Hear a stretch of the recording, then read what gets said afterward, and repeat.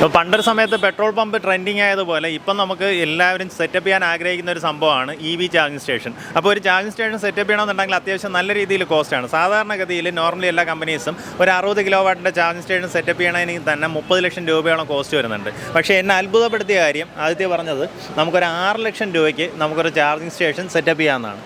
6 ലക്ഷം രൂപയ്ക്ക് നമുക്ക് എത്ര ഒരു 30 കിലോ വാട്ടിൻ്റെ സിംഗിൾ ഗൺ നമുക്ക് 5 to 6 lakhs rupees including government fees taxes എല്ലാം ചേർത്ത് ഈ പറയുന്ന പോലെ ട്രാൻസ്ഫോമറിന്റെ ആവശ്യമില്ല. പിന്നെ നമുക്ക് 60 കിലോ വാട്ട് വിത്തൗട്ട് ട്രാൻസ്ഫോമർ 10-12 ലക്ഷം രൂപയ്ക്ക് ചെയ്യാൻ പറ്റും. അപ്പോൾ എന്തായാലും ആദ്യത്തെ കമ്പനി ആദ്യം ഒന്ന് പരിചയപ്പെടുത്തി.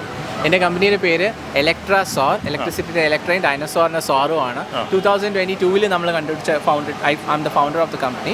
ഈ പറയുന്ന പോലെ 4 വർഷം കൊണ്ട് നമ്മൾ മാർക്കറ്റിലുണ്ട്. അതായത് ഇപ്പോൾ കേരളത്തിൽ മാത്രമാണോ വേറെ സംസ്ഥാനങ്ങളിൽ നിങ്ങൾ ചെയ്തുകൊണ്ടിരിക്കുന്നുണ്ട്? നമ്മൾ വിത്ത് ഗോഡ് ഗ്രേസ് നമ്മൾ ഈ പറയുന്ന പോലെ കേരള, കർണാടക, മഹാരാഷ്ട്ര, തമിഴ്നാട്, ഗുജറാത്ത്, ഡൽഹി, ഹരിയാന, UP ഇവിടെയൊക്കെ ഉണ്ട്. ഇവിടെ എല്ലായിടത്തും നിങ്ങൾ ചാർജിങ് സ്റ്റേഷൻ സെറ്റപ്പ് ചെയ്തിട്ടുണ്ട്? സെറ്റപ്പും ചെയ്തിട്ടുണ്ട്. കൂടാതെ സപ്ലൈയും പോകുന്നുണ്ട്.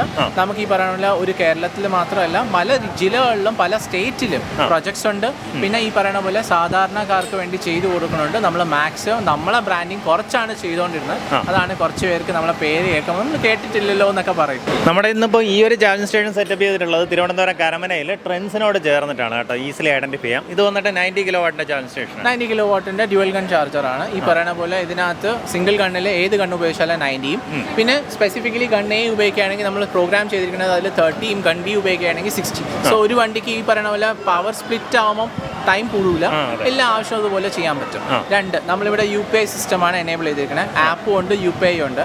ആപ്പ് വഴി ചെയ്യുന്ന ചാർജിങ്ങിനകത്ത് നിങ്ങൾക്ക് എത്ര രൂപയ്ക്ക് വേണോ, 50 രൂപയ്ക്ക് ചെയ്യണമെങ്കിൽ 50 രൂപയ്ക്കും ചെയ്യാം, 1000 രൂപയോ 5000 രൂപയ്ക്ക് വരെ ചെയ്യാം. ബാലൻസ് എമൗണ്ട് ഒരു ആപ്പിന്റെയും വാലറ്റിൽ പോകില്ല. RBI ടൈം ലൈൻ പ്രകാരം തിരിച്ചു വരും. വന്നില്ല എന്നുണ്ടെങ്കിൽ നമ്മളതിൽ സപ്പോർട്ട് ഉണ്ട്, ഫുൾ ഉണ്ട്, നമ്മൾ അത് തിരിച്ചു കൊണ്ടുവരും എന്നുള്ള ഉറപ്പ് നമ്മളെ ടീം തരണുണ്ട്. അതുപോലെ തന്നെ ഒരു കാര്യം, നമ്മുടെ ഇതുപോലെ ചാർജിങ് സ്റ്റേഷൻ സെറ്റപ്പ് ചെയ്ത് കഴിഞ്ഞാൽ ഇതിന്റെ സർവീസും കാര്യങ്ങളും നിങ്ങളുടെ ഫുൾ ടീം അതിനെ സപ്പോർട്ട് ചെയ്യും. നമ്മളെ ടീം ഇവിടെ പ്രസൻസിലുണ്ട്. മെയിനായിട്ട് നമുക്ക് ഓഫ്ലൈൻ ടീമും ഓൺലൈൻ ടീമും ഉണ്ട്. 96% മെഷീൻസിന് കംപ്ലൈൻറ്റ് വരുന്നത് ഓൺലൈനാണ്.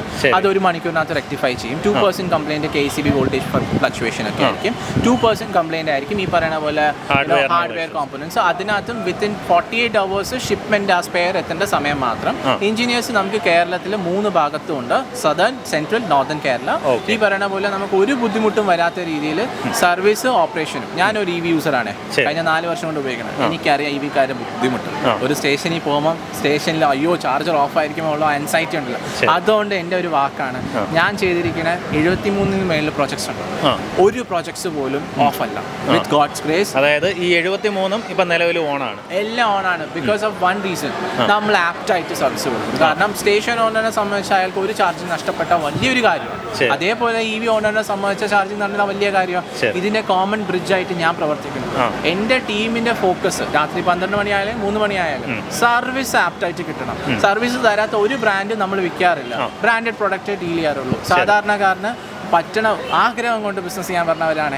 അപ്പോൾ അവർക്ക് ഈ പറയുന്ന പോലെ ബിസിനസ് ചെയ്യണമെന്നുണ്ട് എന്ന ബജറ്റ് ടൈറ്റ്. അവർക്ക് വേണ്ടി ഞാൻ ചെയ്തു കൊടുക്കും. കുറഞ്ഞ ചില പ്രൊജക്ട്സിൽ ലാഭം എടുത്തില്ലാലും സാരമില്ല, പക്ഷെ ആ പ്രൊജക്ട് നടക്കണമെന്ന് എൻ്റെ ആഗ്രഹമുള്ളൂ. അതിനുവേണ്ടി ആപ്റ്റായിട്ട് പ്രൊഡക്റ്റ് ഞാൻ കൊടുക്കുള്ളൂ. സാധാരണ ബ്രാൻഡ് പ്രൊമോട്ട് ചെയ്യാൻ ഓപ്ഷൻ ഇല്ല. ഞാൻ അത്യാവശ്യം പോപ്പുലറായ ബ്രാൻഡ്സേ ഡീൽ ചെയ്യാറുള്ളൂ. അത്യാവശ്യമല്ല, പോപ്പുലർ ബ്രാൻഡ്സ്. അതുകൊണ്ട് സാധാരണക്കാരന് വന്ന് ചാർജ് ചെയ്യാൻ UPI, സാധാരണക്കാരന് വയ്ക്കാൻ ബ്രാൻഡഡ് ചാർജിങ് സ്റ്റേഷൻ, കുറഞ്ഞ മുതൽ മുടക്കിൽ. അപ്പം നമുക്കിതിൽ സപ്പോർട്ട് ചെയ്യുന്ന ആപ്സും അവൈലബിൾ ആണ്. ആപ്സ് UPI, അതായത് ഈ ആപ്സ് വഴി തന്നെ നമുക്ക് സ്ലോട്ട്സ് എല്ലാം അറിയാൻ പറ്റും.